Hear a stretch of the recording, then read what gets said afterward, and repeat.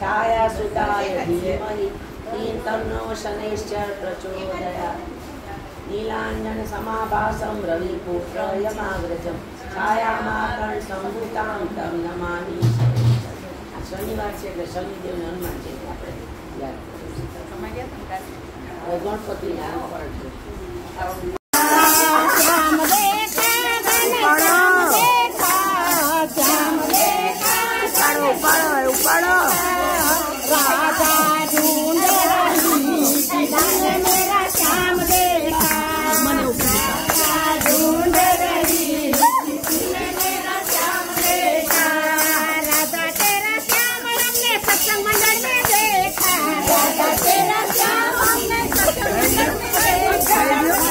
कर लिया